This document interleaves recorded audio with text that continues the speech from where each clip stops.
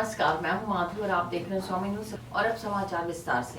गाड़ी अट गई थी तो वैसे उनको समझाइश करके भेज दिया और अब कोई इश्यू नहीं है। सरकारी गाड़ी थी, सरकारी गाड़ी से एक्सीडेंट हुआ।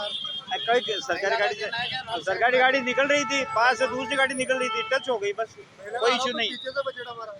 ऐसा कुछ नहीं है। वैसे वो बिल्कुल उनको समझाइश कर दी, दोनों पक्ष मान गए और दोनों पक्ष उनको भिजवा दिए। हाँ, दोनों को समझाइश कर दी, दोनों पक्ष मान गए और दोनों पक्षों को भिजवा दिया। मामला कुछ नहीं हुआ है। मैं इधर से आ रही थी, अपने जो फव्वारा चौराहा है उधर से आ रही थी और अपने स्पीड थी, नॉर्मल जो स्पीड होती है, सुबह सुबह का भी टाइम था।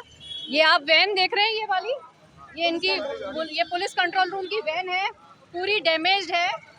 बंदा रॉन्ग साइड आके गाड़ी पे पीछे हिट कर देता है, इंटॉक्सिकेशन में है, ड्यूटी पे है और फिर अभद्र व्यवहार कर रहे हैं, सारे मिलके अभद्र कर रहे हैं। उसके बाद थोड़ी देर बाद बोलते हैं कि मैम हमने गलती से बोल दिया, थाने जाके कंप्लेंट कराएं।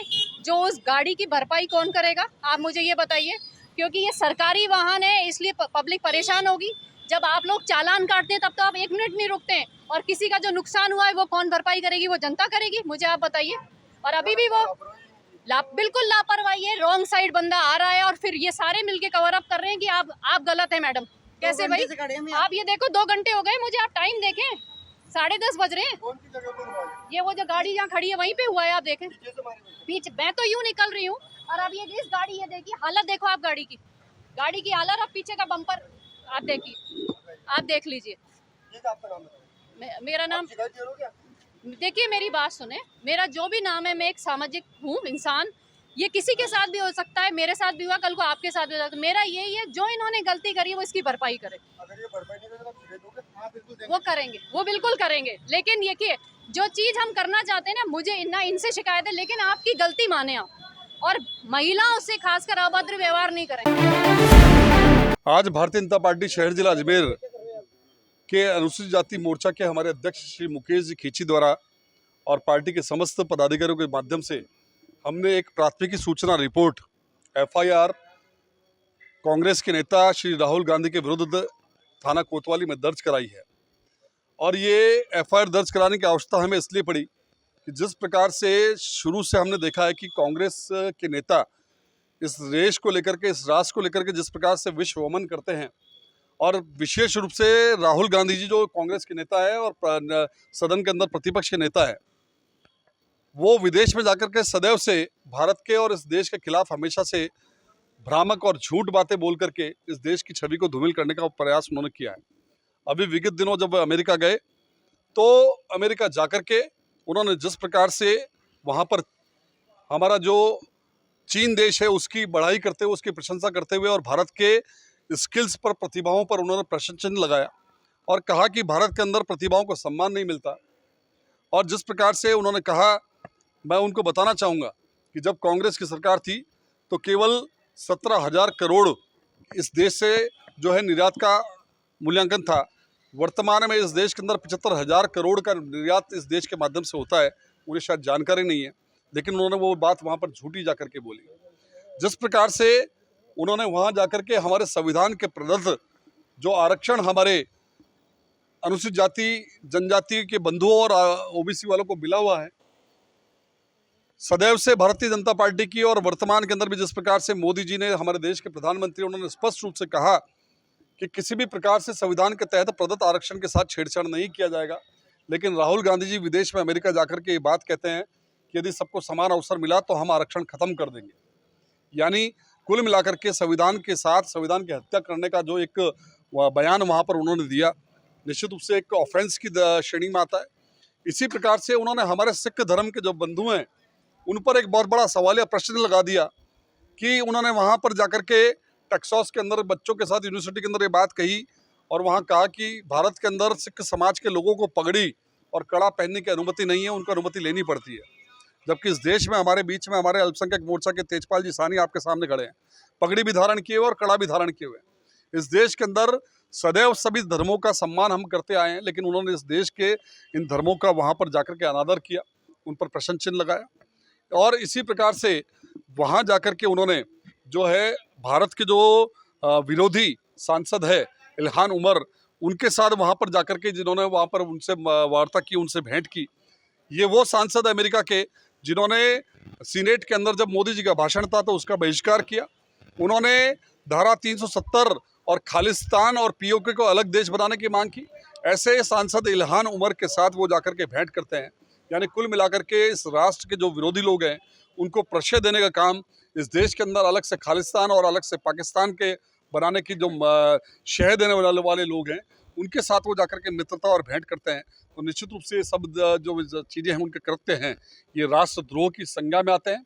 और इस राष्ट्रद्रोह की संज्ञा में आने के कारण हमने आज थाना कोतवाली में ये एफआईआर दर्ज की है कि उन्होंने जो कृत्य वहाँ पर जाकर के किए हैं, और चूंकि वो एक सांसद हैं और विपक्ष के सदन के नेता हैं, उनको ये ध्यान में रखना चाहिए कि भारत की छवि किसी भी प्रकार से कहीं भी धूमिल न हो।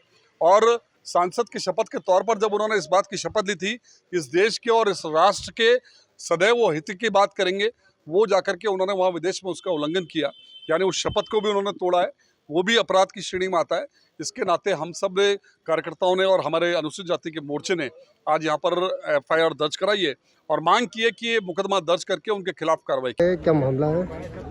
जिस प्रकार से लोकसभा के नेता प्रतिपक्ष राहुल गांधी ने विदेश यात्रा के दौरान इस देश की जो गरिमा है उसको कलंकित और धूमिल करने का काम किया, विदेशों में जाकर के ऐसे लोगों से मिलना जो कि देश के विरोधी रहे हैं, ऐसे लोगों से मिलने का काम किया। और साथ ही साथ जिस प्रकार से राहुल गांधी ने वहां पर जाकर के चीन की बड़ाई करी और भारत की बुराई करी और ये कहा कि यहाँ कौशल का सम्मान नहीं है, गलत है। ST SC और OBC के आरक्षण को खत्म करने की बात की। उन्होंने कहा अगर हम शासन में आते हैं तो सब समान होते ही हम आरक्षण को समाप्त कर देंगे। सिख भाइयों की भावनाओं को आहत करने का काम किया। उन्होंने कहा कि भारत के अंदर सिखों को पगड़ी और कड़ा पहनने के लिए अनुमति लेनी पड़ती है, तो ये बहुत ही गलत करते हैं। भारत की छवि को विश्व पटल पर धूमिल करने का काम राहुल गांधी ने करा। यह प्रकार से देशद्रोह के दोषी है। इसका यह एफआईआर हमारे भाजपा के SC मोर्चा के द्वारा दर्ज कराई गई है। हमने थानाधिकारी महोदय से मांग करी है कि इसके ऊपर रिपोर्ट दर्ज कर कानूनी कार्रवाई की जाए। रचित कछावा सामने है CO ऑफिस जहां पर जिला पुलिस उप अधीक्षक बैठते हैं। उस तरफ हम देखेंगे तो CID ऑफिस है, उसके पास में यातायात शाखा है, उसके आगे नया बाज़ार का जो संग्रहालय है वो है। हम आपको बताएं, आपको सहमी हुई एक महिला सामने दिख रही होंगी, उनके साथ एक जेंट्स भी है। मैं आपको बताऊं, कल शाम को 2 बाइक सवार आते हैं, इनकी गाड़ी का पीछा करते हैं और पीछा करते करते इन तक पहुंचते हैं और इनके गले पर तेज़ी से झपट्टा मारते हैं और इनकी चैन तोड़कर ले जाते हैं। लगभग 1.5 से पौने 2 तोले की सोने की इनकी चैन थी, वो लेकर भागने लगे। इन्हों के चिल्लाने पर यहाँ से पुलिस वाले जब बाहर गए तो उन्होंने उसको धर दबोचा है। फ़िलहाल उससे पुलिस पूछताछ कर रही है। जानकारी के अनुसार हम बताएं कि उस चोर ने आगे जाकर जो उनकी चैन है उसको और 2 मोबाइल उसने फेंक दिए थे। 2 लड़के थे, एक ने मुंह पर रुमाल बांध रखा था, एक बाइक पे सवार था, बाइक चला रहा था। क्या हुआ था आंटी आपके साथ में और कहाँ से आप आ रहे थे? मैं नया बाज़ार से आ रही थी। नया बाज़ार से मैगज़ीन होती हुई आ रही थी और मेरा मतलब नॉर्मल स्पीड थी मेरी गाड़ी की भी, 20 से 30 की स्पीड रही होगी। और मेरी गाड़ी पे आगे सामान भी रखा हुआ था। नॉर्मली मैं ऑफिस से आते वक्त थोड़ी कोई काम होता है छोटे मोटे, तो वो करते हुए अपन घर की तरफ जाते ही हैं कि भाई 1-2 काम करते हुए अपन घर की तरफ जाएं। तो काम करती हुई मैं जा रही थी और मैगज़ीन के यहाँ पे 2 लोग पीछे से आए, जिन्होंने एक ने मुंह पे कपड़ा बांधा हुआ था, कोई ऐसे नकाब सा पहना हुआ था, काला, उनका चेहरा नज़र नहीं आ रहा था ऐसे, और पीछे से भी कपड़ा ही नज़र आ रहा था। मैंने ट्राई भी किया उनकी बाइक का नंबर देखने की, लेकिन उनकी बाइक पे शायद कोई नंबर नहीं था। तो मेरा बिना नंबर की कुछ गाड़ी थी, या हो सकता है मेरी देखने में, लेकिन बाद में मुझे पता चला, कैमरे से भैया ने बताया, पुलिस वालों ने, कि उसकी बाइक पे कोई नंबर भी नहीं था, बिना नंबर की गाड़ी थी वो। तो मेरा अंदाज़ा सही निकला, क्योंकि मैंने कोशिश की थी उनकी गाड़ी का नंबर लेने की एक बार, कि मैं और कुछ नहीं तो एक फ़ोटो ही ले लेती हूँ इसकी नंबर का, लेकिन वो इतनी स्पीड में थे कि मैं उनको कैच भी नहीं कर पाई। मैंने कोशिश पूरी की उनको कैच करने की, और मैं जब यहाँ से निकली तो मैं आसपास बोलती हुई भी गई कि भैया मेरी हेल्प करो, मेरी चैन कोई तोड़ के ले गया है। तो बाकायदा यहाँ पे पुलिस का अपना कोतवाली पड़ती है, तो जो सिविल ड्रेस में पुलिस वाले भैया थे 2-3 जने, मैं उनको पहचानी नहीं, मैं उनको नॉर्मल आदमी समझी थी, क्योंकि मुझे नहीं मालूम था कि वो पुलिस वाले हैं। तो उन्होंने मेरे को बोला, मैडम आप बिल्कुल चिंता नहीं करो, हम आ रहे हैं आपके पीछे पीछे, आप एक बार उनका पीछा करिए।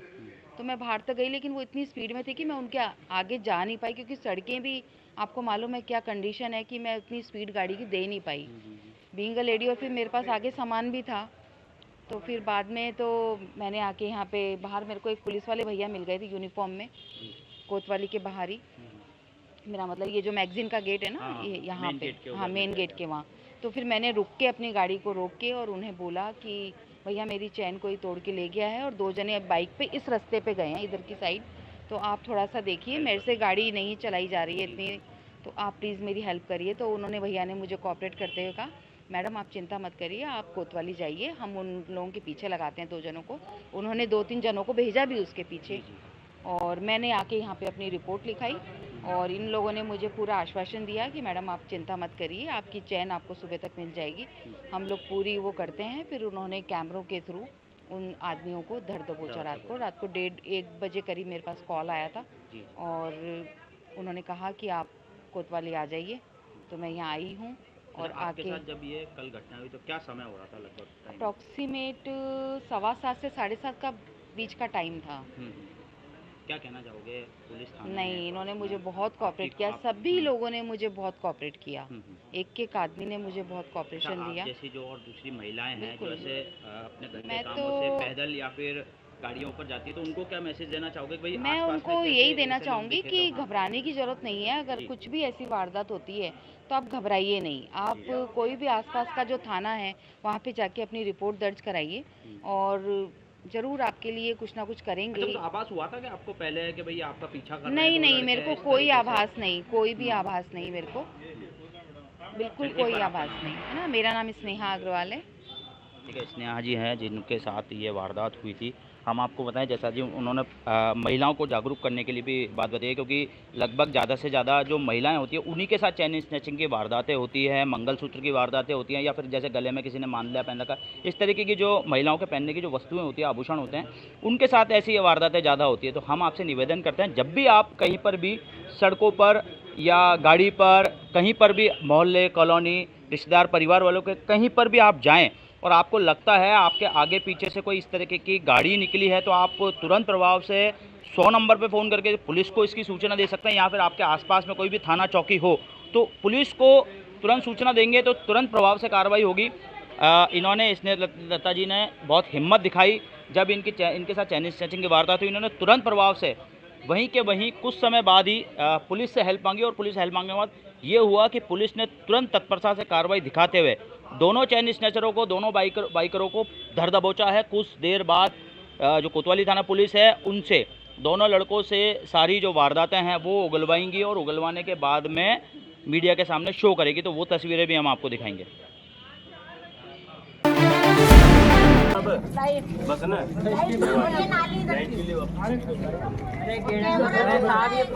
ये पहले क्लीनिंग करवाते हैं सर, बहुत है अंदर ज़्यादा, बहुत है गड्ढा जो है ना, बहुत क्लीनिंग करवाते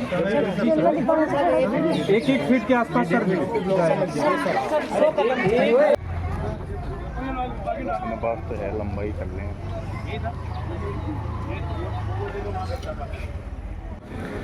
लेकिन वहाँ पे वो कैपेसिटी से ऊपर चल रहे हैं।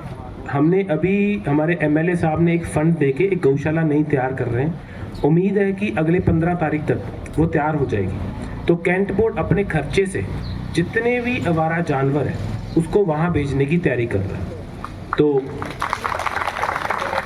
इससे 2 बेनिफिट होंगे। एक तो हमारा जो सफाई कर्मचारी है वो बड़ी मुश्किल से सफाई करते हैं, पर उनके बाद भी वो गंदगी हो जाती है आवारा जानवरों से, और दूसरा किसी की जान को कोई खतरा ना हो, इसलिए तो हम बहुत सीरियसली उसको ले रहे हैं। तो ये आवारा जानवर की हम खुद उससे बहुत एमएलए साहब से मैं बहुत रेगुलरली बात कर रहा हूँ। सड़क में भी सबसे बड़ी समस्या बारिश का पानी आता है, बारिश के पानी से कचरा आता है और वहाँ पे गंदगी होती है, वहाँ से एक्सीडेंट, पानी सब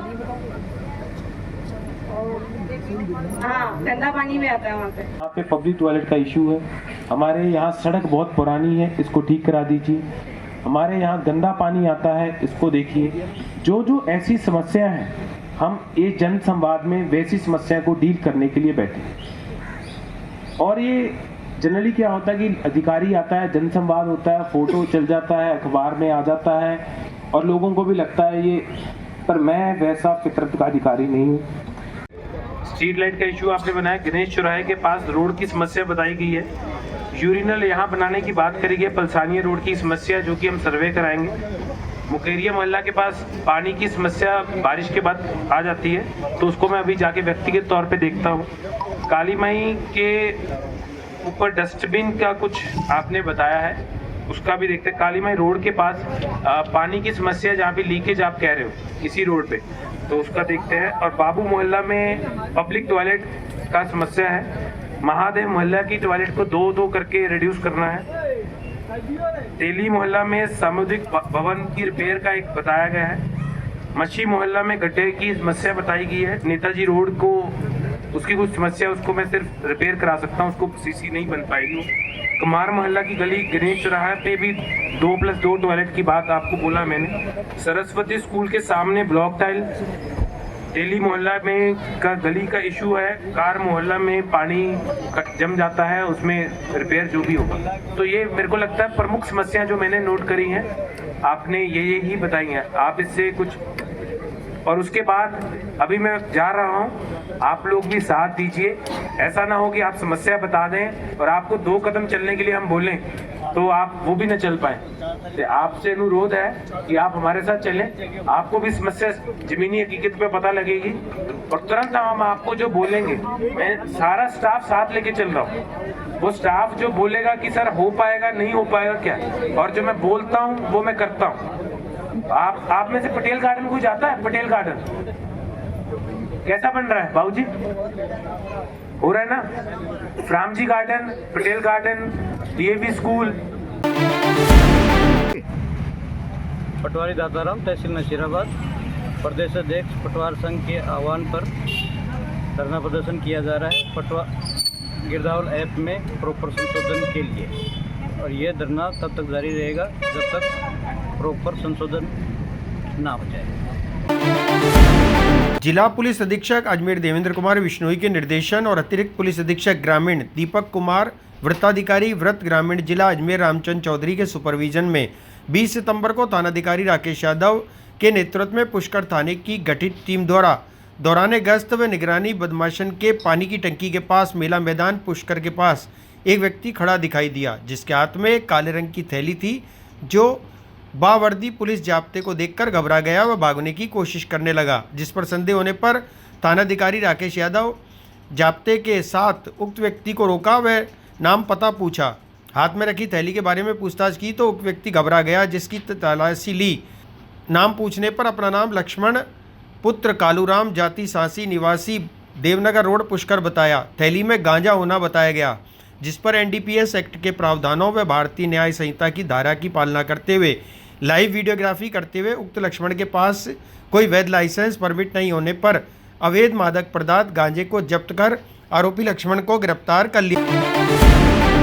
55 रोड पर करीब 12 फीट लंबे अजगर को देखकर क्षेत्रवासियों में दहशत व्याप्त हो गई थी और वहीं के निवासी सिलोन सोनी ने फ़ोन करके पुलिस मित्र टीम को सूचना दी थी कि 12 फीट करीब लंबा एक अजगर सड़क पर टहल रहा है और क्षेत्रवासियों में दहशत है। सूचना पर तुरंत पुलिस मित्र टीम मौके पर पहुंचे और 5 मिनट में उस भारी भरकम करीब 30 किलो वजनी अजगर का रेस्क्यू करके क्षेत्रवासियों को विस्तार से अजगर के व्यवहार और स्वभाव के बारे में जानकारी देकर भयमुक्त किया और बाद में उसे जंगल में सुरक्षित रूप से छोड़ दिया। अमित भट्ट, इंचार्ज पुलिस मित्र टीम दुष्कर्म। भैया हम अभी शाम को खाना खा के बाहर निकले थे अपने घर के बाहर से, तो हमने हमें रोड पे बड़ा अजगर देखा था, तो हमने पुलिस मित्र टीम को फ़ोन किया। वो बड़े इमीडिएटली फटाफट आके उसको रेस्क्यू किया बड़ा सेफ तरीके से। अभी उसको पकड़ लिया है तो थोड़ा यहाँ अच्छा सा माहौल हो गया, बाकी सब जने दहशत में आ गए उसको देख के। और हम बहुत बहुत धन्यवाद पुलिस मित्र टीम का करना चाहते हैं। आपका नाम? सर, ये 2 दिवसीय राष्ट्रीय संगोष्ठी हो रही है सोफिया कन्या महाविद्यालय में, और विषय है कि हमें किस तरीके से हमारे भारतवर्ष को खेलों में एक विश्व शक्ति बनाना है। इसी विषय पर चर्चा है। 2 दिवसीय राष्ट्रीय संगोष्ठी है और जो हमारे रिसोर्स पर्सन्स हमारे साथ जुड़े हैं वो इसी विषय पर चर्चा कर रहे हैं। रिसोर्स पर्सन्स भारत के अलग अलग क्षेत्रों से यहाँ उपस्थित हुए हैं सिर्फ इसी विषय पर चर्चा करने के लिए, ताकि हम कुछ पॉलिसी पॉइंट्स पर आ सकें और वो हम सरकार के सामने प्रस्तुत कर सकें। क्योंकि अभी रिसेंट ओलंपिक्स में जब हम भारत की परफॉर्मेंस देखते हैं तो हमें भी दुख होता है एज अ स्पोर्ट्स एंथुजियास्ट और जितने व्यूअर्स हैं। तो सोफिया कन्या महाविद्यालय ने प्रयास किया है अपनी तरफ से कि हम वो सब लोगों को साथ में लाएं, चाहे वो ब्यूरोक्रेट्स हों, एकेडमिशियंस हों, चाहे वो स्कॉलर्स हों, साथ में आएँ और देश के लिए एक ऐसी पॉलिसी बनाएं जो देश को एक विश्व महाशक्ति के रूप में उभरने में मदद करेगा। और जो आज हमारी रैंकिंग्स है ओलंपिक्स में, शायद हम कुछ ही समय में, शायद 2036 नहीं 2028 तक हम एक्सपेक्ट कर सकते हैं कि इंडिया